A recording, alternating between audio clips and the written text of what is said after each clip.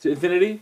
But downwise, according to Thomas or Anderson, he says it's negative 32 octaves before you leave Newtonian physics and get into quantum, where there isn't even wave propagation anymore. It's not even about waves moving through space-time. It's quantum is a completely different set of rules where particles can, affect each other regardless of how close they are to each other. And all possibilities, in essence, theoretically exist.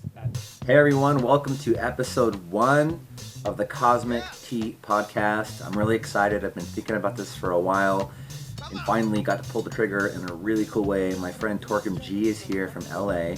He was visiting New York for a workshop slash training, and he's going to be talking about that in the podcast a little bit. But he's one of my favorite people, incredibly interesting, talented, inquisitive. We have a relationship that goes back about 12 years. 12 years. And just a really amazing guy to kick this off. So stick around. There's a lot of ground we cover. It's a 90-minute podcast, and we're going to finish it off with some of his music at the end. Thanks a bunch for being here, and over to the podcast. Live in 3, 2, 1. Welcome to the first episode, Torkom Ji with CoZmic T. Here we go, baby. CoZmic Theo, thank you for having me. It's an honor to help kick off your new podcast series, and I'm very excited to be here with you today. Yeah, it's actually very interesting, the timing, circling back with you. For anyone who doesn't know, Torkom and I have a rich history, about 12 years. And the way that we came together was just very fated and powerful. A lot of collaborations, and people really got on board with our band, the Shaman, back in the day. And I think we kind of birthed the movement in Fairfield, Iowa. Absolutely. We for sure made a mark and made a dent. And it was fun times. I feel like that was a period, the 2010s, the early 20-teens, that was so transformative for so many people. And I feel like what we went through over there in the middle of the cornfields of Iowa, it really set the tone for the next decade of our lives. We explored meditation, consciousness, gatherings with friends, philosophy, spirituality, other things, and it was amazing to be able to share that with others, instead of internalizing or having your own take, but having like a community of people that could cross-reference what they're going through and what it means to them, and kind of creating a mental map together of what consciousness is. And I'm just grateful. I'm grateful to be here. I'm grateful for our experiences, and it really does bring it back full circle, because so much has happened in the last decade. So, I'm excited to get into it with you. I'm realizing as we're sharing this, I'm kind of like trying to keep in mind that people are listening and watching who have no idea about Fairfield, Iowa. And so I think we should go into that a little bit and talk about what's going on in Fairfield, Iowa. Okay, so I want to tell people how I got introduced to the place. I was like bartending in Nashville, Tennessee, at a gay bar, and there was a guy in the kitchen named Christian, and he was really interesting. And one day I was like, "So what's your deal? You're not like everyone else." And he goes, "I came from this town in Fairfield. There's this school there, Maharishi University of Management," weird name. And I was like, that name sounds familiar. I was a Beatles fanatic, like all in my 20s. So when I realized that Maharishi was the guru who had mentored the Beatles, I was immediately interested and booked a visitor's weekend. And for me, there was this element of psychedelia and exploring consciousness. It almost felt like X-Men Academy meets Harry Potter. So that's what brought me to Fairfield, Iowa. What brought you to Fairfield, Iowa? This was end of 2009, or no, I would say 2010 was my first Burning Man, right? That summer. And I went with a group of people. It was like a camp of 30 of us. Absolutely blew my mind. It was what you'd expect a Burning Man to be. It was not a year that was hard or had hardships or I regretted going. It was the year that blew my mind. The art, the people, the philosophy, and the way that for someone like myself, I always kind of felt like an outsider in the classroom or at events or at bars. I'm always like, man, I'm not really having fun here. Like, where's my fun? Where do I derive my sense of fun, purpose, interest? And that was the first time where it was like such a sensory overload that everywhere I went was like another way to open myself up, my mind, my heart, my soul, and the surrender to that process. And when I got back, you know, I was very disheveled. Like, I probably wasn't showing up to work very solid. Everything started to shift, you know, and The reintegration wasn't so easy. yeah, it was like, what do you do after that? You're just supposed to just go back to your 9 to 5 and 23, 22. After the illusions have been shattered. and I had a pretty cool job. I was actually teaching kids how to make electronic music as an after-school enrichment coach. Right. I taught Suge Knight's son actually how to make beats. That was the last school I was at. His name was literally Suge Knight. I was like, oh, like that hip hop dude, and he's like, that's my dad. Oh man. So I was like, okay, cool. So this is an interesting job, and it put me in a place where I was able to like teach what I was also wanting to learn more of, and what I was into. Yeah. So it helped put me in that role. Anyway, housing crisis, budget cuts, lost my job doing something stupid. Oh, it was after the '08 collapse. Yeah, so this is 2010 after the Burning Man. You know, the repercussions of the '08 collapse were still being perpetuated through and exasperated in like the all the other aspects and sectors and industries that snowballed out from the housing, you know. So there was a lot of like budget cuts to, for example, the education systems of school districts, and they had to get rid of a lot of different positions or people. Anyway, I did something stupid, you know, I shouldn't have done. At the end, it was like me and a few other staff on a playground. There was like no one there, but I climbed a basketball court because I liked doing ninjutsu and training at that time. So I was like, hey, you guys think I could climb? Anyway, I did something dumb, and I got myself fired from this job. Wow. And literally a week later, driving back from Malibu through these windy canyons, I was visiting a friend. We were doing some art. He was with me at Burning Man, so we were reconnecting, and we were spray painting some cool like galactic art in his garage. And it's like, man, it's getting late. It's like 1:30. I should drive back.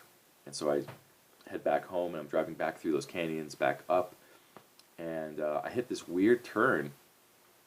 I guess the threading on my tire, plus there was like dirt and sand on the road. So my car basically rode into the side of the hill, rode up the hill and flipped upside down. Whoa.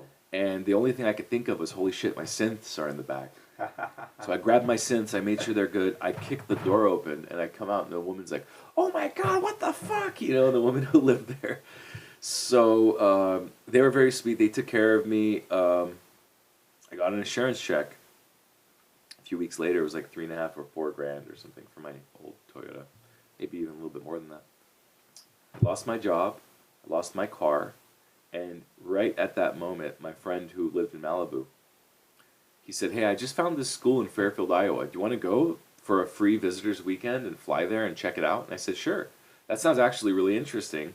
I have no commitments to anything. I just got this money that came in. Like, they're going to recompensate the flight. Why not? So we checked it out for a visitor's weekend, end of 2010. And I just remember going, this is so radically different and a different, it's like a different fork in the road of my life that I get to take. Different timeline. Different timeline. And I just was like down after burning my first burn. Yeah. And by March, you know, here you and me are, 2011, I believe, and we had begun our courses and our training and our studies there. And I just remember hearing about Theo, and I was like, who's this Theo guy? Oh, he has this apartment in the square, and has gatherings. And I was like, who's this Theo dude? Why do I not know him? And then I remember seeing you. I was like, oh, that guy. I've seen that guy. And then I just remember like thinking, man, that guy's kind of arrogant. Like, oh, yeah. That guy's got a chip on his shoulder. Yeah. Oh, that must be the other ego, the other head honcho on campus. Yeah. Torkom and I definitely, and he was Danny back then, Daniel, and we had like a kind of a headbutting thing, which for me now as an adult, if I have friction with someone off the bat, and then we work through it and build a friendship, to me that's actually even more valuable than just like getting along the whole time, because you don't really know what you're up against or what you're working with until you've had a little bit of the horns locking and stuff like that. Yeah, and we got to do that immediately, you know. Yeah. But at the same time, we became great friends immediately because I think we connected around things that unify people, our interest in music, Yeah. our interest in art, our interest in having a good time with community and building community out.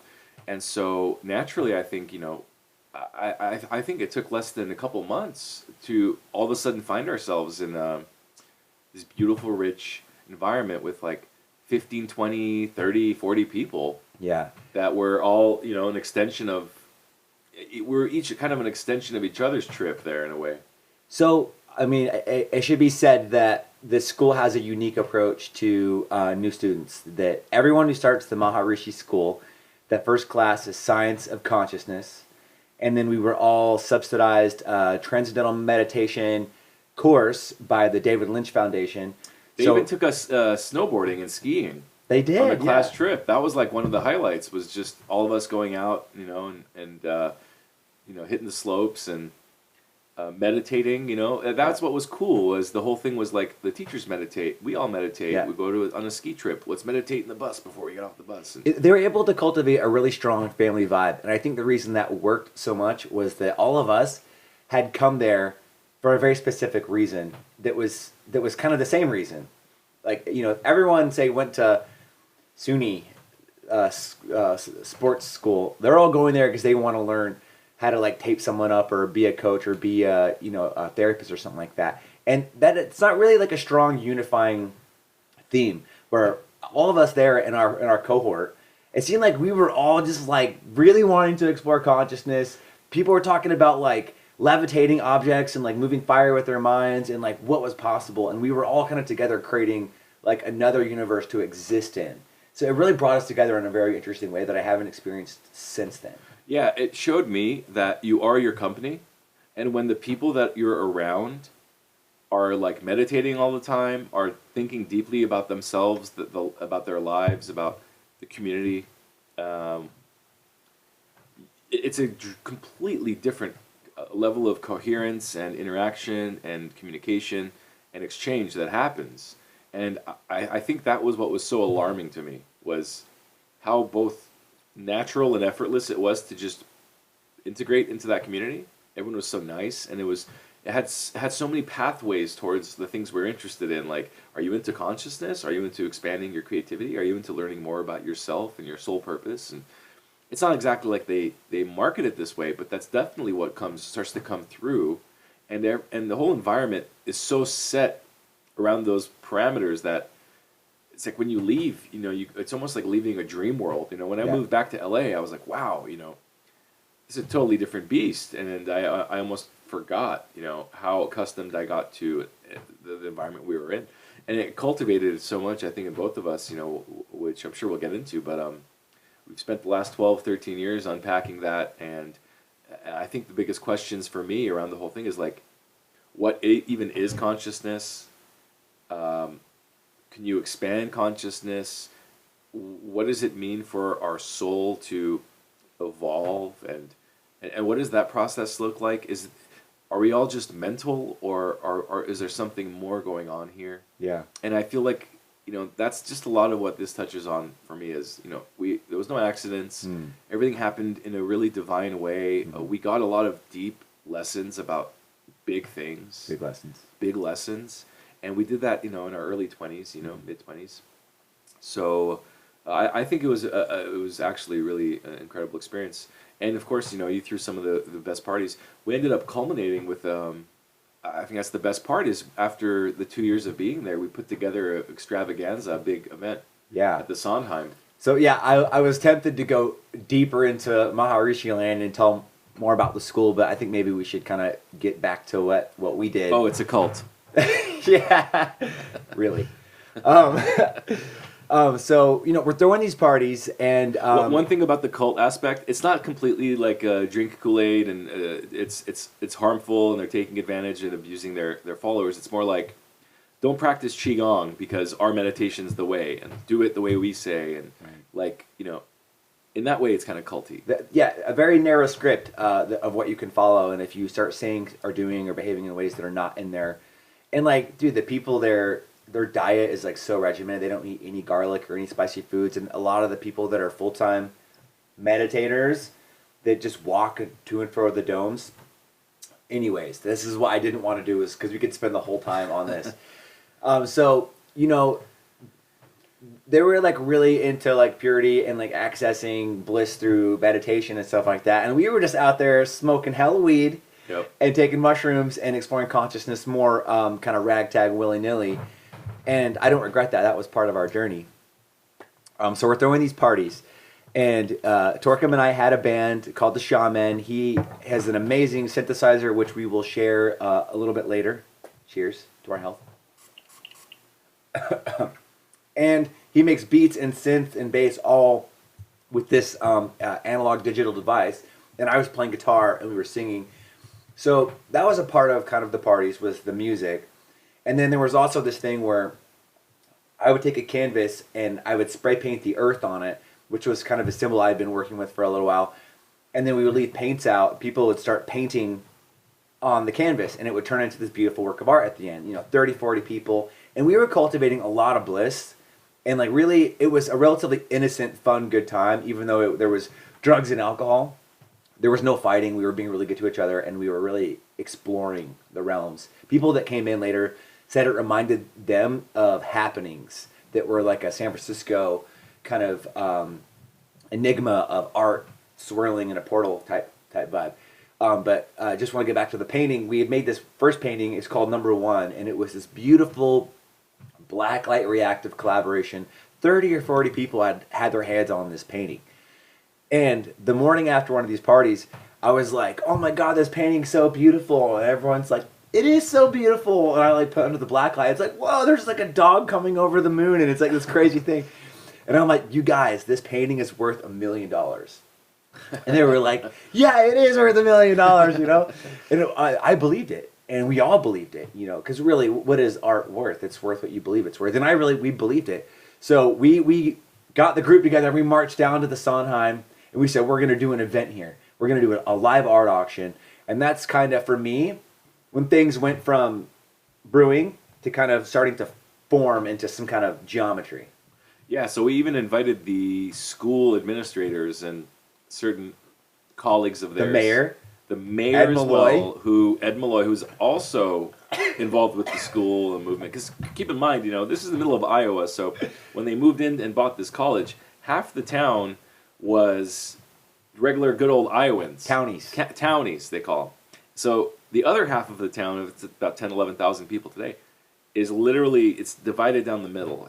Half the town's townies, half the town are all these, they call floaters. They call them the Rus, like after Guru. Right. They're all the people associated with the movement and the university, and it's a really weird juxtaposition of energies, you know? It's like very country Iowan, very rich, money, meditative, like New York, LA, international kind of hippies. And yeah, so yuppie. With that said, it was your house, your apartment, where we invited the mayor and people from the school, and they came. And I remember there was this promo video we made, and it had some psychedelic patterning on it. And I'm gonna link the video in the description. And it was like the patterning was just there. Kaleidoscopic patterns were just there to mirror the fact that one of the sequences in the video was like a B-roll shot of all of us on grass, like lying down with our heads. Right. And so the kaleidoscope was kind of like showing, you know, oh look, they're in physical form, and here's a kaleidoscopic image that represents, you know, harmony and structure in an art form, and here's them doing it in real form, and here's this beauty of shapes and harmonics, and I thought that was a really cool part of the video. And I remember at the end, one of the guys who was there, he says, liked it, but it's a little druggy, psychedelic, trippy, and hypnotic. Yeah, he said hypnotic, and it put him in a kind of hypnotic trance or something. And I just went, man, that's pretty interesting response. Pretty interesting response. It's just a promo video with some psychedelic, you know, kaleidoscopic visuals. It's art. It's yeah. So I understood, like, wow, they really actually are not a big fan of what we're doing here. Yeah. Yeah, you know, the first thing that I remember we did was it was Light Child, you and I, and we were in class, and we had like written like the you know, kind of our oath, and we shared it, and we lit candles and stuff like that. And I thought, you know, the teachers are gonna love this. This is like really putting into practice the elements that we've been shown. And then we did it, and then it was kind of like crickets, and I was like, oh, that's weird. I felt like they would have really liked that. And then our friend, that older guy, Tom Green, who actually lives in New Hampshire, by the way, he reached out to me last year. Oh, great. He lives in the same small town, an event that I go to. But he said, hey, come here, Theo. I was like, what? He's like, he didn't like that. He didn't like that at all. He's like, they find that very threatening. Because I think it had this element where it was competing with what they were doing, and I was so confused by that, and I think I carried that ignorance. Because I feel like my natural state that I want to be in is we're all on the same team. There's many expressions of consciousness. People say, celebrate diversity, but then when something different comes along, they're like, no! It's something about the youth versus the older generations. The older people tend to think that the kids they don't know shit because they haven't lived enough, right? But what they do have is, like the counterbalance to that is, because they haven't lived enough, they're malleable and they're able to step into ways of being that perhaps are not so limited or are not so walled off. Right. Dogmatic. And so there's a perfect balance and a relationship there between what's potential reality, potential energy, potential possibility that comes from the youth, and what's established, time-tested wisdom that's kind of fortified over time from adults. Right. And I think when we can respect both of those qualities, then there's a greater truth in the middle. I think when older generations and adults can leverage and lean on what it is that the youth can help pave the way forward for, that's good. And when the youth can respect the elderly and the older generations as to even care enough to want to learn their wisdoms, their teachings, instead of saying, what do you know? But there's a shift. I think it's like in your mid to late 20s or early 30s where you go, wow, I really actually respect older people more than I ever thought I did. Right. Because prior, it seems like when you're in your early 20s, like, what do they know? They're closer to death. So there's kind of a distinction between older and elder.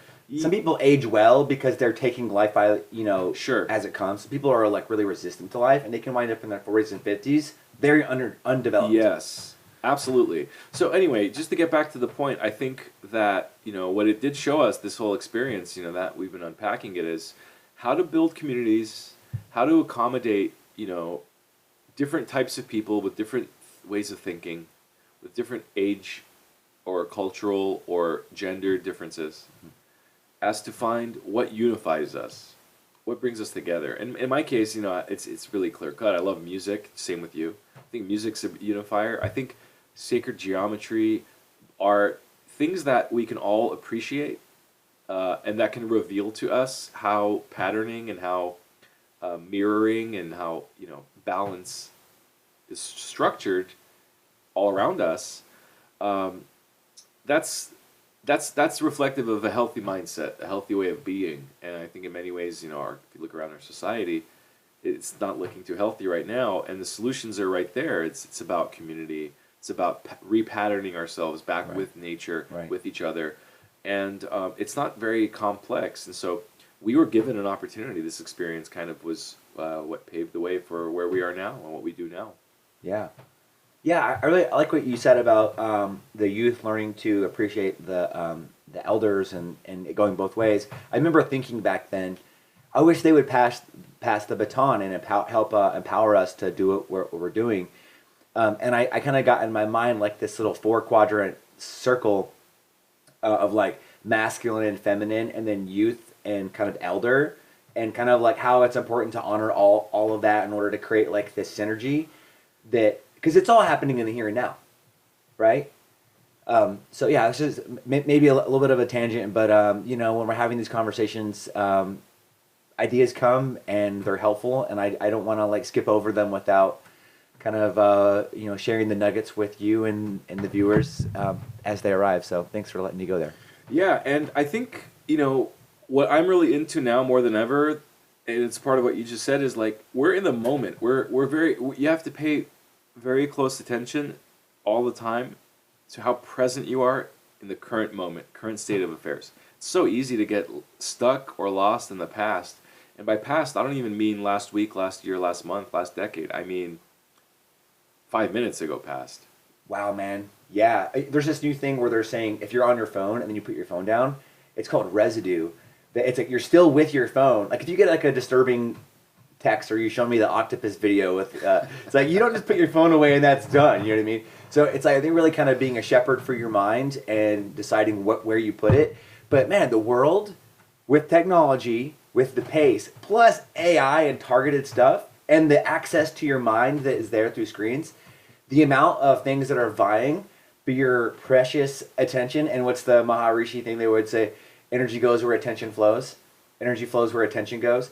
It's like you can get sucked dry like a prune these days if you're not careful with what you're consuming. Right. They used to crack eggs and say, this is your brain on drugs, this is your brain on this. And they were so alarmed 40 years ago, 30 years ago, over children smoking some pot or, obviously drugs are bad. Obviously. Crack, meth, these things don't exactly provide a roadmap for a positive future for people.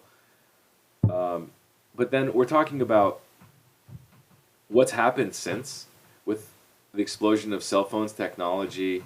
The way I see it is really simple. It's about dopamine. It's about getting the dopamine hit. Right.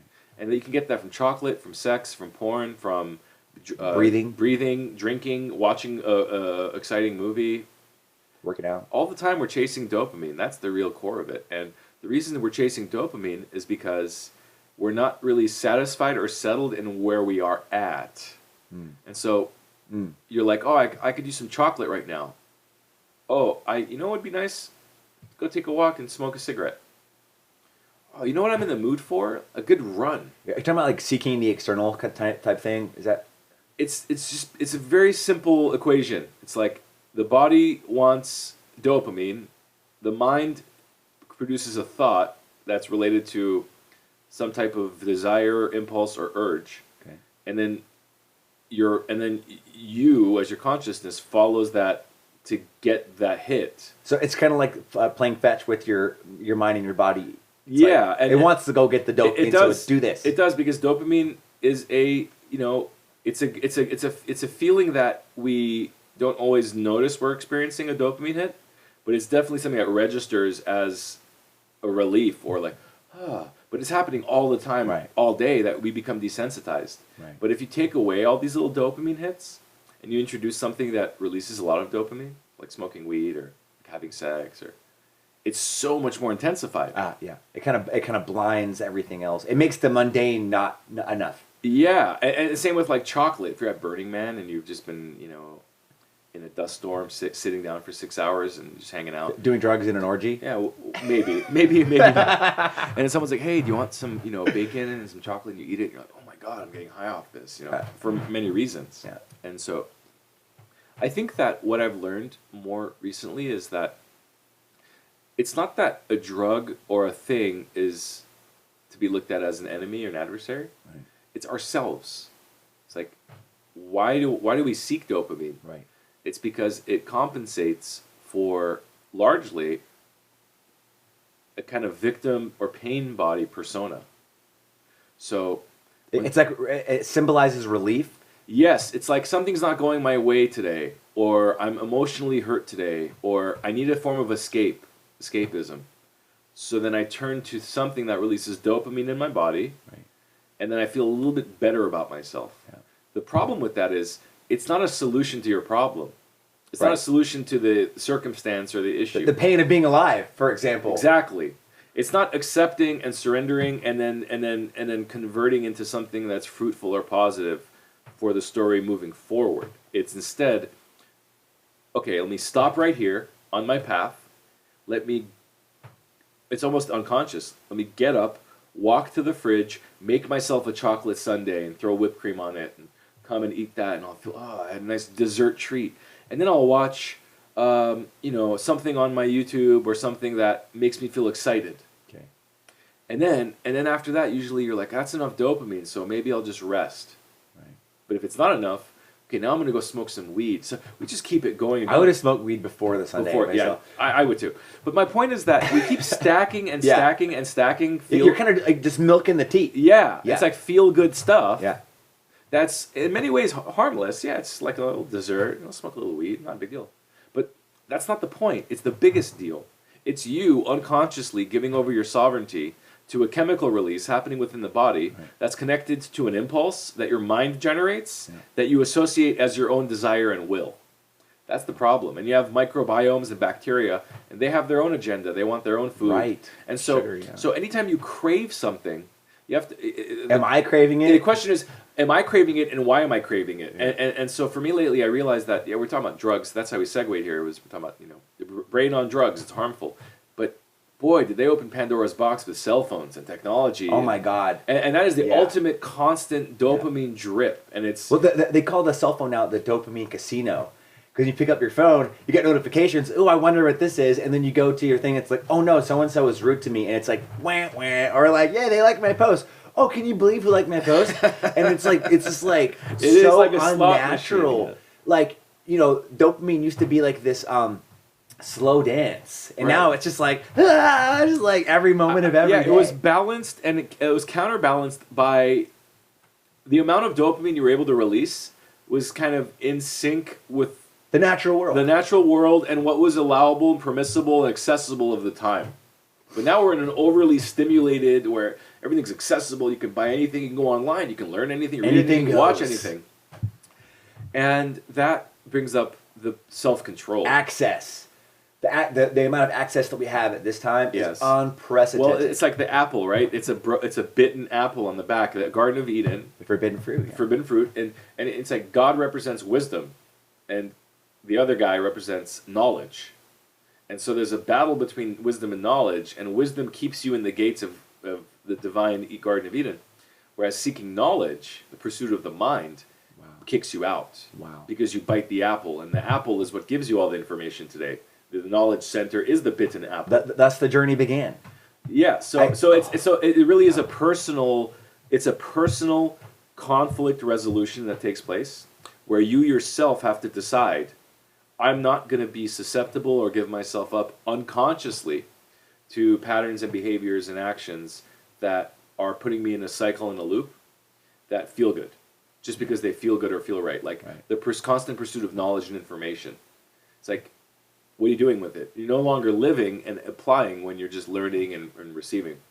It's a great pursuit to learn and want to learn more. Right. But to a point and degree, which is why I go back to it's very basic solution.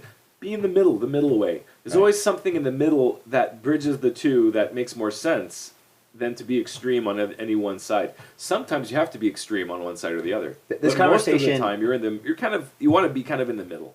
This conversation's got me very excited. I'm trying my best to follow. There's so much that's coming up for me, and this is great. This is the juicy stuff. There's a Henry David Thoreau quote says, "The path to excess leads to the temple of wisdom." So, and that's been my life. I am a person who has learned a lot of these lessons the hard way. And I think, now as I'm starting to temper, the middle way is the way. And just to be, kind of like aware and patient with our evolution, that we grew up in a time where we did not have cell phones until I was out of high school. So we got to have that previous world, that previous experience, you know what I mean? And now it's like everything is completely different now. So it's social media. We evolved, and tribes of 100 to 200 people, 200 names, we sought the approval of this group, and now we have the whole world telling us if it likes us or it doesn't like us. So we're evolving and adapting and pivoting in real time to an extent that I think it's really important to introduce the concept of grace to ourselves and each other. But this conversation needs to be had. The dopamine conversation needs to be had. A lot of, mind hacker, life hacker, neuro people are having it. And I just want to point out, interestingly enough, before I volley back to you, that drugs was often called, in the day, they would call it dope.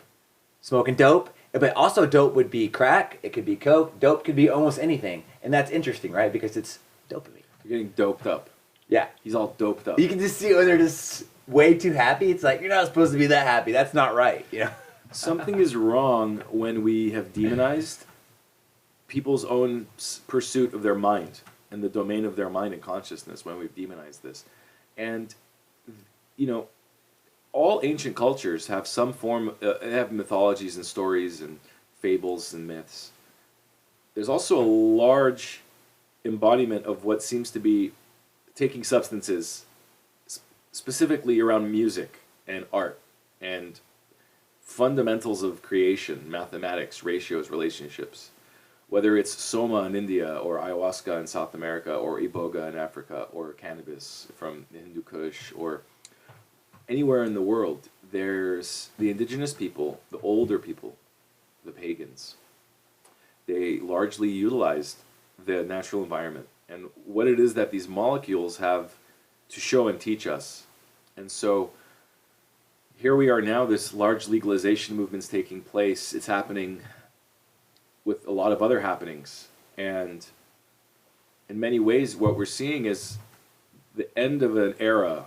That era represented the peak of what we thought was freedom, expression, art, you know, American values, and in a way where we thought that we achieved a certain wavelength or vibration of culture and of status that we never thought it would be diminished or evolve in a way so drastically. But I think what's happening now is more and more people rapidly are turning towards self-care, self-help, Right, mental health. And I think psychedelics are becoming way more mainstream, quicker and faster, and not in a drug way. As a tool to facilitate that process. Yeah, not exactly. Not even as like we need to just be able to take shrooms and go, you know, to amusement parks and go to raves and parties, but very specifically, we're talking about governments and universities and academics getting behind, you know, very poignant research programs that are demonstrating how we can eliminate depression, severe depression, anxiety, and other ailments that are inhibiting people's growth and life and positivity. Right. And so, you know, I think at this time, you know, we need a solution that meets the criteria that we're in, and people are feeling disconnected. They're feeling lonely. They're not feeling like they're a part of the pattern. Right. And literally, the word normal means to be in pattern. This is something we reject as teenagers. I'm not normal. I'm different. You know, I'm unique. And when we find spirituality, when we say, I'm not normal. I'm not like you humans. I'm a ascended, you know, spirit who's descended down into a form, and we'll do anything to get away from this idea that we're simply normal. And when you think about what normal is and why there's an aversion to normal, all normal means is to be in pattern. And so the way I see it is, normal means you're a part of a larger quilt of different sewed fabrics that create one big blanket. And that tapestry is that you can explore the individual little fabrics, but you can also enjoy the conglomeration of them as a whole, and that whole isn't just something that's also pretty to look at; it's also functional. Because now, can I push back on that? Because now it's a blanket. The you know, the idea of being a part of the whole. You could also say, you know, all in all, you're another brick in the wall, right? You're just another brick in the wall, which is kind of the idea. Is like you're just going along with this madness, and you know, everyone can say, I don't like where this is going, this is fucked up, you know, politicians are lying, corporations are robbing us blind, the earth's in peril. And if it's like, well, what am I going to do about it, you know? So what comes up with that perspective, and this comes off sometimes as spiritual bypassing, they call it, but it is a way to look at this. And the way to look at this is you either see things in a frame of conflict, where you're separate from things and there's conflict outside of you, or you see them all as representative of an inner perspective and inner conflict. And so to be another brick in the wall, you're going along with the plan, you're going along with the orchestration. From a limited perspective, you could be, if you fall into that trap, or you could choose to not play that game and instead acknowledge that, hey, you know, the conflict is really only inside. Anything outside, I have the power and influence to affect how I show up. Right. And I can actually join something and co-opt it from the inside out. Right. I can be a part of it, but with the intention and the will to bring light and help turn it. And I think that shows the power of the minority, of You know, it doesn't. You don't need 50% of the population to transform the population. You need the right threshold of like 15 to 20% to influence the rest. Right. And I think a lot of people are path of least resistance people, and I even want to challenge a couple things that you said around, you know, the conflict is inside. Well, you could even reframe that and say the opportunity is inside, and that the conflict is essentially just kind of an opportunity. Yes, that's a better way to frame it. You know, because you don't have to have the conflict if you don't want to. Every conflict or disposition we hold or a resistance, it is ultimately a choice. And I know for some people they go, what do you mean? You know, sometimes people wrong you or do something and you're justified in a response, you know. You're justified just simply being a human who is angry or jealous or whatever. And to that I say, yeah, just don't stay in it. It's okay to experience range of emotions as long as you don't stay in it and you remind yourself, whoa, I'm feeling a thing. Right. How do I climb out of this now? And you try as much as possible to move through the range of emotions, but not be stuck in them. Right. So that kind of reminds me of like what I call lost in the sauce. It's like, okay, because I've had the amazing gift of moments of real clarity in this life where I'm on the mountaintop and I feel like God is one with me and I'm one with everything, and that's the truth. You know, that's my truth. That's what this is all about. And then I descend into the valleys and it's just like, oh, muck and mud and everything is going wrong. And I try to remember about that time. But when you're in something long enough, it starts to become you. And like, if you don't think that it's possible for the mind to forget who it is and where it's at, I mean, just think about in dreams. You're in a dream. You're like riding a horse through the sky and you have no idea how you got there and you just keep on going. The mind doesn't necessarily have a relationship with the past or context in the way that is as concrete as maybe we think that it is. And so there's a risk of being kind of in the forgetfulness, of being lost in the sauce. And so to change the world from within the system, I think is definitely possible and definitely a good thing to keep in mind. But it's very easy for people who are working a corporate job. You kind of acquiesce and you give the machine ground in your life and you let it in more and more and more. And then all of a sudden, who's left to occupy the pilot seat? You know what I mean? So I'm just kind of like getting to the thing around what it means to create a lifestyle for yourself that reminds you of why you're here, who you are, and what you're doing. To have an awareness that we're living in a world that is in need of love and support. There's people suffering. The natural systems are in peril to an extent. So it's to create a lifestyle for yourself that allows you to be an effective agent of change. Because if you give away too much autonomy, that's no longer an option. Yeah, you bring up a few different things here. You bring up, well, we're dealing with the individual, we're dealing with a community or a collective, and then we're dealing with a nation state. So you know, and also a global. And then there's of course the global, CoZmic, which we're not quite there because we still have so much national sovereignty and so many players that are not working in the interest of the benefit of all humans. And when we're there, we can say that there's a global communication taking place of a certain quality that it's like there's a channel there that is ensuring the stability of the planet and the benefit of all. I don't think that's currently established. I think we're still at that like individual, community, nation level. We haven't really bridged into that Star Trek global cohesive like on the daily. Not so much. Just as just a default mode. I don't think we're there. I think we're still very much bound around tribalism of nation states, national identities, and and sovereignty and self-interest. And so each of these, there's relationships that connect all of these different categories, but they're also different unto themselves. It's one thing to look out for your own self and self-interest, and let's say even your own family. It's another to say we are a neighborhood together. We have to look out for each other's interests, and that's a larger collective. Right. And then you scale that into a nation state where you get, our country has to go and take out that country. But I think ultimately, what's happening here is that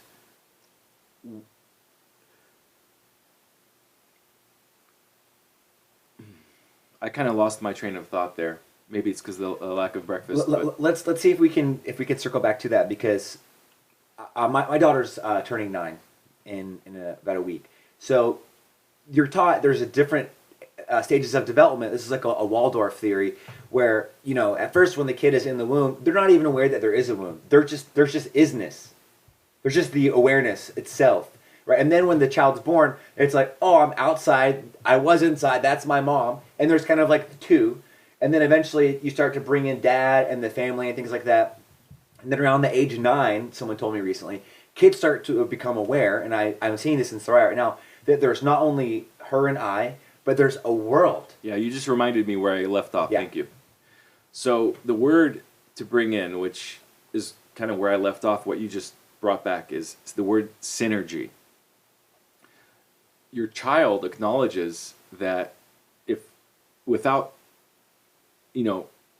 their dependence on you, they would cease to exist. So they know naturally to come for milk, to come for comfort, to come for warmth, food. Just like little cubs know to come to their mother. It's like ingrained in us. Ingrained, yeah. And there's also a relationship between how early on the parents take care of the child, but then as the child grows older, they take care of the parents. Yes. And that's another mirroring and an aspect of the synergy. And to go a step further, I would say even parents are the teachers, and then eventually kids become the teachers. And I'm that way with my mom right now. Thanks for listening, Mom. Exactly. So yeah. we have to seek and find where synergy can take place and where it presents itself, I should say. And so when we're dealing with individuals, collectives, nations, and the world, the solution for all of those is always going to be synergy. And this is something that the indigenous tribes, the Native American tribes, I'm from Southern California, so we have the Chumash, the Tongva, and Tataviam people. And if you read about their cultures, they date back thousands of years, but over time they stopped going to war with each other. And they discovered synergy. They discovered trading, hunting together, and intermarrying children would ensure that no longer did they need to fear or war with each other. And that's the next level of living. It's almost like they achieved this new plateau in which everyone can feel safe and everyone can support each other's interests, resource-wise, ritual ceremonies.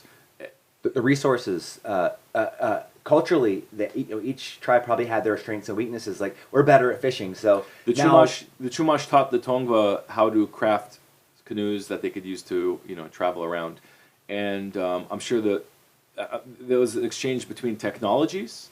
There's an exchange between probably philosophies, and even though they more or less probably shared in a lot of the same rituals and ceremonies, there was a lot of cultural enrichment and exchange that went beyond just the material. Wow. But within the material, Wow. It covered everything from tools to resources to legal systems. That's not really material, but there's a lot of things put into place, that were established and agreed upon, that then the result of that is a complete reduction, if not a total, end of intertribal conflict and war and death. And so when you think about California, it's such a chill place. People, 1920s and 30s, Hollywood and the palm trees and the Palisades and Malibu, and it's all about. It's almost like a vacation spot where it's like a beautiful paradise. Except when you live there, you're like, oh, this is not a vacation. It's a crazy place. But you could feel the vibe. It's almost like if you wanted to almost feel that Hawaii vibe there, you could almost feel it for a second. The palms and the beach. And palms, the totally. beach. And so you could almost imagine before our era, how they must have lived with all these coastlines and hills and trees and groves and rivers and streams. And they must have lived in that Cali. They are the OG Cali Kush. Yeah. Yeah. They're like the Cali, hang out, relax, chill out, They had ceremony, ritual, they had food, they did all kinds of stuff, but they didn't go to war with each other. And this is like a 15, 20 or so thousand year period we're talking here. We're talking thousands of years, at the least 10 to 15,000 years of an age. Yeah. And we would call them savages. We would call them savages. And so what's interesting to me is that, I've been learning more about them and their way of life, and I really do feel like that's a lesson that's been imparted to me that I want to embody more and I want to share more, which is most 99% of our problems will be solved and can be solved on a personal, on a collective basis by embodying, seeking synergy. If that's your modus operandi and that's your prime initiative, is to enter relationships, conversations, group dynamics, whatever, businesses, Even personal. personal. The synergy that's occurring in your own body with the biome and all the systems that are at play. Yes. And exactly. And it's a shift. It's a shift away from the propensity and the tendency we have to say, okay, but how do I get paid? Okay, but what's my cut? Okay, but how does this benefit me? This is othering. Yeah, what does this have to do with me, though? And so all of those are self-defense mechanisms of the ego and the mind Protection. to ensure protection Survival. and survival. Correct. But they're also illusory because we're not in a place of survival. We're in a place of abundance, of opportunity. Right. So you're better off not thinking in a primitive way of what about me, what about my survival, what about my cut, what about my potential, my future, my opportunities. Even though that feels real, and it feels like those are the things you should be thinking about, in a weird plot twist, it's better to enter relationships and dynamics by thinking, how can my contributions benefit the group? How can what I bring benefit this project? How can what I bring benefit the other parties so they bring out their best? How can what I do bring out the best in others so we all do really well? I love that conversation.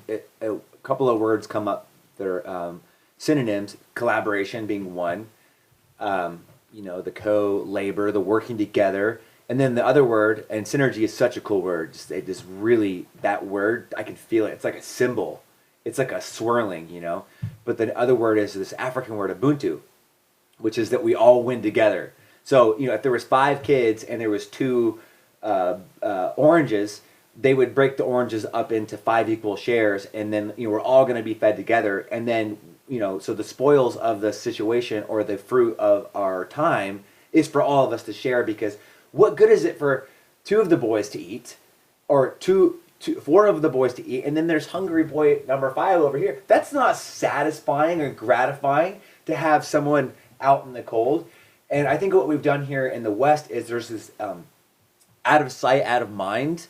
You poo-poo in the toilet, you flush it, it goes away. You put your trash in the bin, it goes away. Well, it all goes somewhere. And also the things that you're buying on the store all come from somewhere. So I think we're being called now is to have a more heightened awareness around our impact. One thing I've heard a lot, I've talked about recently, is the mineral mining, the cobalt mining for our phones and stuff like that. And here we are utilizing that kind of technology for this moment to have this conversation. So not to get on a pedestal or a high horse and be like, no. But once again, to honor the nuance and the creative solutions and awareness it's going to take to solve these global issues, and to let this be our goal. Synergy is our goal. Synergy is the goal. It's where we all want to end up. It's what we want to embody. It's what we want to seek. And it's what you want to find in our relationships and dynamics. It's also the roadmap and the pathway towards our own personal success and our own personal achievement that we derive meaning and purpose from. Yeah. And the way we get there is not by feeling the spoils of the war, underneath us like a big pyramid. We're sitting on top of all the rubies and treasure, gems. yeah. Exactly. But instead, the basic human joy that comes from knowing that it's bigger than us, that other people have benefited from our contributions. And imagine everyone thinks this way. It was, how can I make everyone around me a millionaire? And your neighbor's thinking that about you, and your other neighbor's thinking that about you. And everyone's like, how can a conspiracy to succeed together? How can I do so good that it raises the value of everyone around me, so it's not just for me? And if everyone was to do that, so it's them plus instead of just them. Right. We'd have a lot less of this hoarding mentality and us versus them mentality. When it comes to the word synergy specifically, I want to ask you your opinion without looking at a phone. It doesn't just mean you plus me equals success. It means that the whole is greater. Sorry, the sum is greater than the parts. Yes, it basically implies that there's 2 bodies that 2 or more that unto themselves have a charge, But when they, like you said, there's a symbol or something. It's kind of like the figure eight or infinity sign. I kind of see that in my mind. I kind of see that too, because when those two bodies come together, they not only create a system in which both of them are functioning still as they do, but now they're channeling energy through each other, which is creating potential energy. Feedback loops, resonance. And you have like a closed system that's now working in a way mechanically that's, like you said, larger than the sum of its parts. That's great. I want to take this moment because I know we have, let's see, we're 59 minutes in. I'm really happy. And we have other shit to talk about. And I feel like when you just brought that up, we talked about resonance and feedback. I think this is a great time to transition a little bit more into the sound realm. Torkom Ji is an amazing sound healer and really knows more about this stuff than anyone that I know personally. And you just came back from New York City where you were at a... Yeah, it's called the Museum of Consciousness. It's a digital archive of frequency musicians and artists. My buddy Carl actually founded this, and it's out of the University of Oxford in London, where they've done a few of their events. So they just did an event this last weekend in New York. They'll be coming to LA, Amsterdam, and it's a really amazing format where it's usually like 3 to 5 artists. They give a little talk. They talk about their philosophy. They talk about sound. They prepare the audience for how to listen, and then they perform their experience, and everyone's in a very deep listening environment together. And I met a lot of colleagues, I met some new friends, old friends, but I was able to also, share my findings and what I've learned and what it's done for me. So yeah, it was a great opportunity, and of course it brought me here. So now I'm helping you kick off your first podcast, which is an honor. But I definitely see a lot of movement and momentum in this field right now. Yeah. Well, one thing we were talking about, and I was like, please, we got to save some of this good stuff for the podcast because this conversation really, really gets me going too. And I think one of the things that that I want to bring awareness to when it comes to sound is as haptic and vibrational, not just something that's going in our ears and affecting our brain, but something that is resonating in our bones with our kind of viral ratios and all that stuff. So tell the listeners a little bit about how your approach to sound includes that awareness. Sound is a language, and it's a medium it's like liquid. It can change forms. It works its way in through your ears, your body, your bones. We can emit sound with our voice. It's pleasurable to listen to. It's enlivening. It does stuff to our brain. It's non-toxic and it's healthy. There's not many things that we can overindulge in without feeling negative consequences. Music and sound is one of those things. Also, the hearing is the one sense that even though you go to bed every night, you close your eyes, you don't touch or feel, you don't really taste, you don't really smell, but your hearing always stays on from the time you're born to the time you die. Your brain is always processing some sound, because you need to know if there's a bear or a lion. Even in sleep, yeah. Even in sleep. So it's the one sense that is always on, has always been connecting you to your environment, and has been there since before you can remember, and it will be there until the day that you leave this body. It's one of the first things that that children experience, right? Is sound through the mother's womb, and through the medium that they're in. Absolutely. The perception of vibrations and sound itself, pulsations, rhythm, the rhythm of life. And so, to get back to your question, you said how does sound affect us? It affects us in many ways, physiologically, physically, mentally, spiritually, emotionally, psychologically. Physically, especially low-end bass, is able to enter the body. It's able to acoustically resonate through the cavity of the bones. And what's interesting is NASA was going to send cats to space. They were going to do research on this, and they decided not to. But they said there's two main reasons. One is they're good companions for astronauts, who are in the ISS or whatever. And the other is that cats purr at a frequency range of 40 to 50 cycles. So the way they measure frequency is Hertz measurement, right? And it's basically how many cycles per second. Right. So if a wave vibrates 5 times in a second, you say it's 5 hertz. So cats their purrs somewhere like it's like 40 to 50, 45. That's low. Very low. And there's a lot of stuff out there about frequencies, healing, or 528 love frequency, 967 heals DNA, it opens up all kinds of stuff. I don't subscribe to any of that stuff, and this is after years and years and years of looking into it. It's a lot of snake oil, unfortunately, that we have to work through because people have a wrong understanding of frequencies. And there's people like trying to sell their thing. And, exactly, but the one frequency we can point to that's like scientifically, interesting and sought after, and there's like evidence to show is this 40 to 50 hertz range for a lot of things, Alzheimer's in the brain, etc., reversing that. But the thing for sure is they found that, and I had to go find another research paper that was able to validate why this NASA article I read existed and why they were interested. It didn't get into the why, but this other research paper did. And the reason that 40 to 50 hertz is known to be effective, and it is effective, is because unlike these other frequencies that make claims that are crazy, 978 hertz, it's like, opening DNA strands or something like this. The 40 hertz claim, 45 hertz claim, specifically around this research paper I'm referring to, demonstrated that range was able to oscillate the muscles on your bones. Wow. And in doing so, it's kind of like a Muay Thai fighter kicks a tree, and the bones get stronger. Right. Because the bones are they're cavities. They have cavities, and they're like plates, tectonic plates made from calcium and other materials that are constantly changing form and moving on a very microscopic level. Right. It's not fixed. It's just always kind of your bones are growing and moving and shifting. And so when your muscles are oscillating on the bones, it's basically putting this force on them, which is enhancing their density. It's literally increasing bone density. This is why NASA considered sending cats to space, because bone density is a major astronauts issue. have an issue with bone density in low gravity. Right. Yeah. So,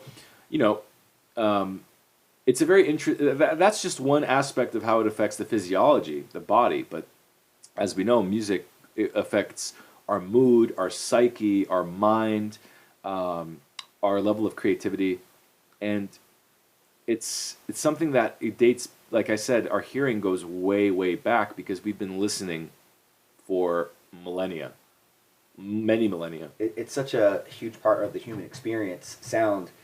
We used to play this game where we'd say, if you had to lose one of your senses, what would it be? And I was like, no, never lose sound. I don't know, even if sight, I think functioning with sight would be a little bit easier, but losing sound was just such a huge part of the human experience, especially as a musician, and very much a talker, and I love to listen. And so when it comes to sound, and the prompt was beyond the ears, beyond just kind of what we know sound to be as a brain stimulating thing. What kind of other gifts and what kind of things are you utilizing in your practice? And I think the thing I'm really interested in is resonance, which goes back to synergy again. And if you take, say, and the word feedback or a feedback loop could be used kind of synonymously with this. Not with this glass, because this is not the right kind of glass, but if you were to do the thing, with the vibration or a singing bowl, there's a certain point where the harmonics start to pile onto each other and it starts to kind of build into something. So can you explain a little bit about how that works in a more analog way? Yeah, so sound does travel through water 5 times faster, and you started this. Like resonance specifically. Thank you, because I want to define resonance first. The best way to explain what resonance is as a concept is think of a kid on a swing. Whether it's a 150-pound guy pushing the swing or a 500-pound gorilla pushing the swing, that swing has a range that it will vibrate at or it will function at. Or throw the kid off it. It needs to be within the certain... But there's a threshold. Yeah. It won't go any faster than that. Like, you can't push the swing because it's a 5,000-pound guy, and the swing's not going to then go speed of light. It's not going to go from, 200 miles an hour to, 10,000 just because you have more force. Yeah. The resonance is the threshold at which a thing will vibrate. So when we say, I'm resonating with something, What you're in essence saying is, I'm matching a vibrational Goldilocks zone with something else, in which we're synchronized together. Okay. Yeah. So Is there an implied interplay between those two resonances, or just the awareness that there is some kind of? Because I know, like with a sitar, there's the sympathetic resonance. You strike a string, and then the other strings start to resonate in sympathy with that. yeah. So the way that a standing wave is heard is just your one tone, Boo. But it's made up of its harmonics: do, re, mi, fa, sol, la, ti, the 7 notes, and you have the sharps and flats too, the black notes, right? So all of those together are the harmonics of an octave. And depending on what tuning system you come from, that can be 13, 12 notes. It could be up to 22 or even higher. But just stick to those 13. So a standing wave has all of its harmonics, and all of those harmonics have their harmonics. And they have their harmonics. Right. It becomes like a fractal. It's like a family tree where the sound you hear is actually made up of all the sounds, but just at different ratios and relationships of each other. Right. So the harmonic fifth is more more amplified, and the third is less so then you get a C.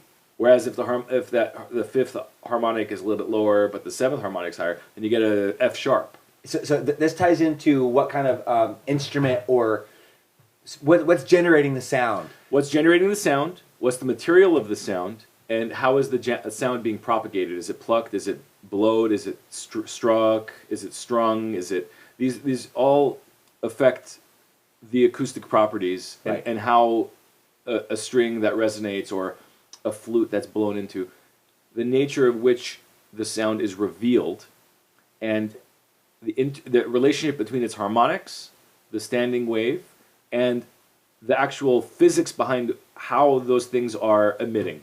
And so, for example, a whistle. If I go, you hear some harmonics, but you don't really hear a whistle. Right. It's not until I go,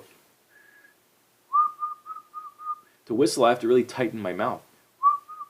So all those harmonics that are present become almost focused. Yeah. And when they do, they're closer to each other. Wow. So then they come out audibly as a harmonic overtone. Are they interacting?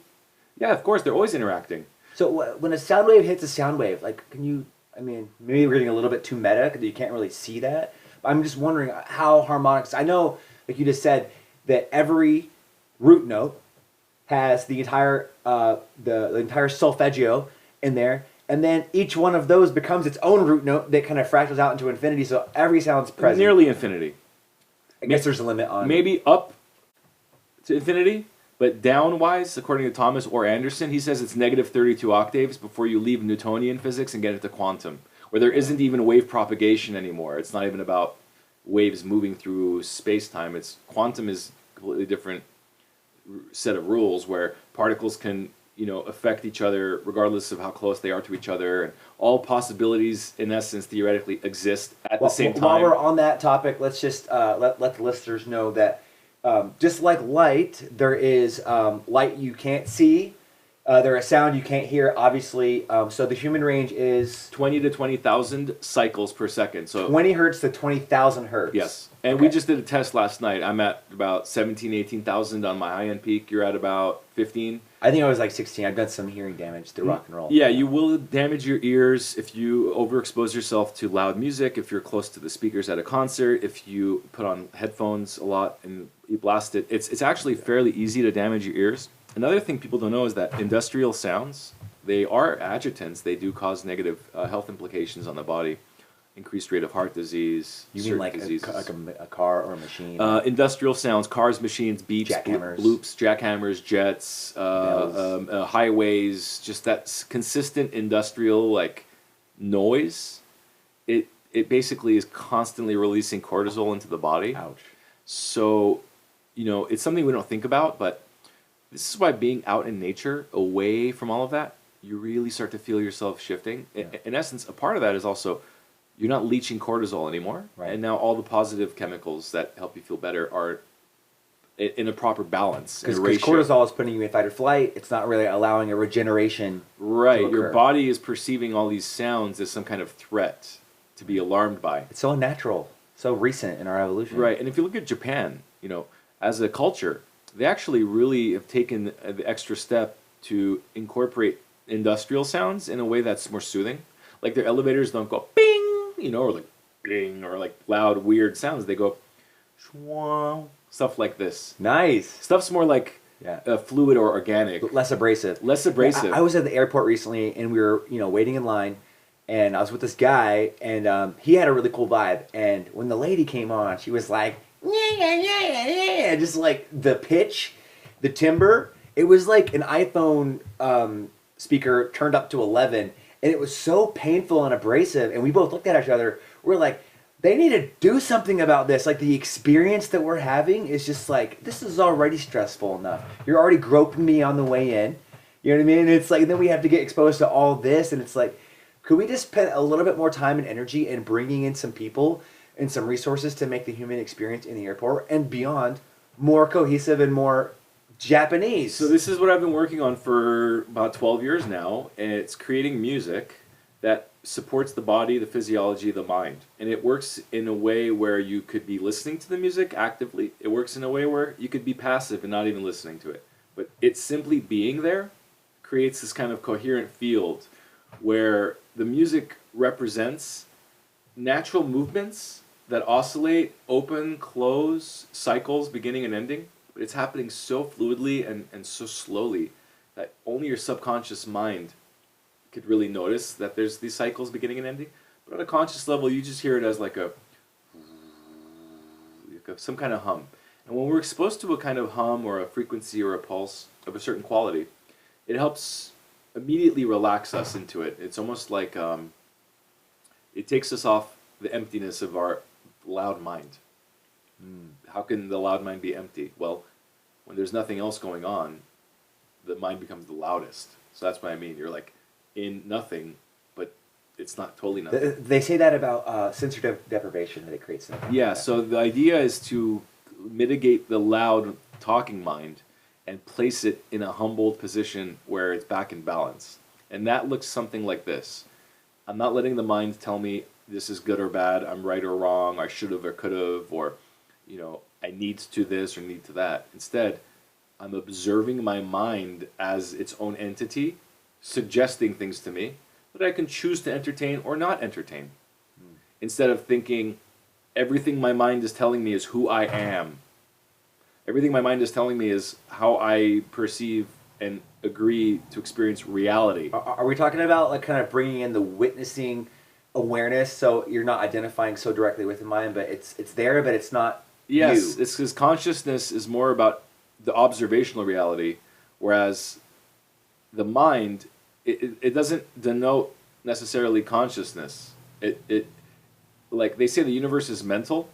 I believe the universe is conscious, but Right. when they say the universe is mental, it's almost like It's a hermetic principle. it's a hermetic principle where it's the mind of God. It's like the mind of us in a micro way. This is the brain of God. We're all electrons. Yeah, and neutrons. it's not just some accident. It's a very coherent system in which thoughts are behind how things come in and out of reality, and it's a very mental universe. And so, although that's the case, when we think about things mentally, we can also experience our limited self through our unique vantage point. But when we start to observe things consciously, we can actually get out of our limited self and see things more as an observer. And when we talk about consciousness and conscious observation, it's like an act of choosing to zoom out a little farther as to be able to then see yourself and all your parts, including you, your mind, aspects of your mind, your subconscious mind, your emotions, and then still being the observer to all of that. I'm coming in inquisitive here, not advocate for the devil. When you bring in the idea of the witness or a little bit of space between the experience and the experiencer, is that the same thing as disassociating?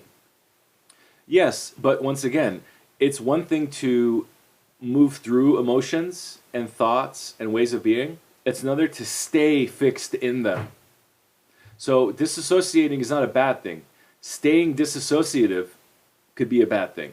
To remain there. To remain disassociative, because then that could lead to antisocial behavior, and so what I think You might even decline health-wise if you're not Like people say, "Oh, I don't have an ego." I'm like, then who's brushing the teeth and wiping the butt? Like, there needs to be some kind of self-preservation instinct present. Back to balance, back to the gray, not the white or the black, but always seeking the middle ground, which is also how synergy takes place. Back to synergy. Synergy happens when both sides meet each other in the middle. Synergy can't work if one side says, I'm going to be dominant, but you're going to come and work for me. It doesn't sustain itself this way. Synergy is truly an expression of two or more systems that support each other. And so what does that support mean for ourselves and this idea of disassociation? Isn't that a bad thing? Isn't it disassociative? No, if disassociating from a limited worldview and a circumstance in order to then come back and not stay fixed in disassociation, but then bring back what that value is and then go from there. But like if a belief for you is not working, how can you move through it until you first create a little bit of space between you and the belief? Exactly. And I was at a festival a few years ago, 3 or 4 years ago. There was a workshop. It was an elder shaman from a village in South America. He came up to talk to us about their way of life and their cultures, etc. And he said, I see all the time in your communities, you guys kick people out. You guys banish Eddie because he's too loud, or Susan because she's a thief, or whatever, and you excommunicate people. This is alien to us because we don't do this. That's an interesting word to use, because to alienate is to outcast. Yes, in a way. Exactly. He says that to us, everyone in the village is a resource. And so if someone is a clumsy person and they always break things and they're always stumbling and demolishing, we don't make them bad for that and we don't shun them. We wait until we need something destroyed. Then we say, oh, it's your time. And if someone's a thief and he's always caught stealing, whatever, we don't, kick him out or make him feel bad. We understand who he is. We understand what he is. We take measures to protect our own belongings. But when not let him in your house. But when might let him in the house. But when we need something taken from someone else, we have the guy for the job. And I love that. And in this way, no one or no thing is out of place. Right. It's just about the context and the timing in which you can lean into. That reminds me a lot of this. And thank you so much for saying that farming principle. That there are no weeds. Every weed is a plant out of place, so you have to know where it needs to be. And then, but kind of our Western thing is just like take the weed out and throw it in the trash, or it's gone. You know what I mean? And then we do that to people, and we put them away. And this is one of the things that breaks my heart the most is the incarceration rate in the United States is like the highest in the first world. It's absolutely bonkers how many people have been put away, have been removed, alienated, and how we, at the detriment of society, are hoping to build a better society.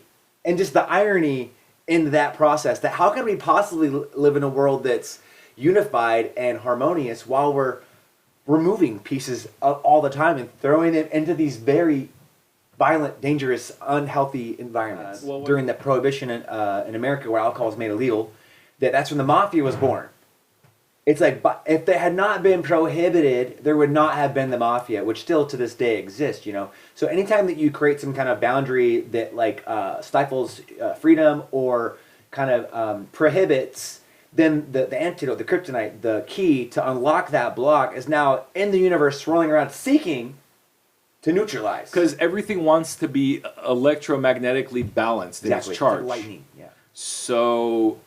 Exactly. So that's why the middle way is the balanced way, where we're not trying to be extreme in one side or the other, because by being extreme, you're inviting the extreme polar opposite to appear, to bring the balance to the force, the dark side, the light side, which is why the Jedi, in the prequels, they had the Republic and Coruscant, the Jedi Order. And this was the tail end of the Jedi organization, which was initially founded to protect good and protect life. But in doing so, was co-opted over time with its self-righteousness and indignation. And it was a lot. And then this Senator Palpatine emerges. And he's able to amass power because he can corrupt behind the scenes because there's a war. And they're bound in a war that he started. And now there have to be the police guards. Now they have to defend life. And so their righteousness, the thing that they stood on, the reason they existed, is now the vehicle, the Trojan horse, that puts them in this exalted savior complex. That while they're out there fighting this war for good, that doesn't remind me of anything happening right now. The council's being hijacked and taken over. Yeah. All the organizations are now being colluded against the Jedi Order. And now, Order 66, kill all the Jedi, wipe them out. And so they got caught off guard. The force of the side of the force that represents good and life and the balance, the positive balance, became so positive, so self-righteous that the negative polarity snuck in right underneath it and just took its power. So what could the Jedi have done differently? They could have not been pinned down in a war of righteousness. They could have not appointed themselves as this end-all, be-all They were judiciary. overextending outwardly in a hyper-masculine expression. Yes, instead they had to taper themselves down. They had to acknowledge that where's the darkness looming? Where's the darkness inside Maybe of it's us? not out there. Yeah, yes, because the darkness started to embody inside the Jedi. They started to say, Anakin's this, Mace Windu was that. You've brought this evil, kind of like Apocalypto. You've brought the fear to the village, and the fear's corrupting. And so instead of actually mitigating and dealing with and helping with Anakin, they made him out to be more of an enemy. You're not allowed in the Republic. You are a threat. And Mace Windu says, you've been rejected. He's his own Charles Manson of his time. Exactly, and they pushed. They created. They created him. They not bringing him in. Because he was a good kid, right? He was a good kid who had a bad circumstance, like Manson. A lot of power. His father, he didn't grow up with a dad, kind of like Charles Manson. He was abused as a kid and put into slavery. So a lot of similarities. Wow. We didn't end up here on accident. This is exactly the story. And so the society and culture molded Anakin, and he could have gone one way or the other, but he wasn't brought into the light, and he wasn't shown the way, and so he was left for the wolves to come and find him and to corrupt him and co-opt him. After he had already been, also, the scene where he was half dead in the lava fields, and then was retrieved by his own brother, by his own master and brother, and was that Obi? And friend Obi. Who his real master was Qui-Gon, his father figure. So Qui-Gon Jinn was Anakin's father figure who took him from Tatooine. Obi-Wan was Qui-Gon Jinn's student. Yes. But then Darth Maul fought Qui-Gon and Obi. Liam Neeson. Killed Liam Neeson. Crazy scene. In which Obi's, and Obi-Wan then kills Darth Maul. So then Obi-Wan then assumes this father-brother position over Anakin, which means he can never truly be his true master. He'll always be his friend, colleague, brother, master. And so that relationship played out where it was just enough of a dynamic where Anakin's like, you're not my dad. Right. You're not better than me. Right. And Obi-Wan says, Anakin, listen to me. You're going down the wrong path. Anakin was really trying, but it wasn't enough. The anger had taken hold. It wasn't enough because Qui-Gon would have been the father to help him, and Qui-Gon was taken from him. And then Mace Windu and Yoda could have been the fathers. And this Jedi Order and this allowance into that could have been this last saving grace. But then that was denied of him. Because he was too angry and he was too and he had so much potential. Right. He had the most midichlorians. Which scared them. Yeah, because they had to be processed, properly cultivated instead of shunned and feared. And so that chemistry of circumstances, that Charles Manson dynamic of him, and them on their high horse, of their illuminated, exalted high horse, is what created this darkness to kind of come in underneath, take advantage of it, work in the shadows. He was abandoned, and when the wolves found him, like you said. Exactly. And so Star Wars is a brilliant story. It talks about the polarity of light and dark, and I think if the Jedi were to be more in the middle, instead of so extreme on their light side, they were to try to taper down and be more balanced with the Force, they could have seen what was coming. They could have totally felt, because they can feel the darkness. Even Yoda says, "A darkness is looming. I feel it. The darkness is looming." He says this in the third movie, in the beginning of the movie, I believe, where it's a great impression. By the way, he's starting to sense. Thank you. He's starting to sense something, but it's not enough for them to. It's nebulous. It's out there because it's the final hour. Darkness arises until the 11th hour. The 11th hour is when the darkness is revealed, because it's so close to its totalitarian control that then people start to go, "Oh wait, something's off here. They're shutting down all the streets and there's tanks everywhere. Something's going on. Hey, Stu." Stu's like, "Nah, my buddy Jeff just called me. They're doing it down in the other town too." It's like, "Hey guys, let's do something about this. Let's get together. Something's off." And that's in the final hour.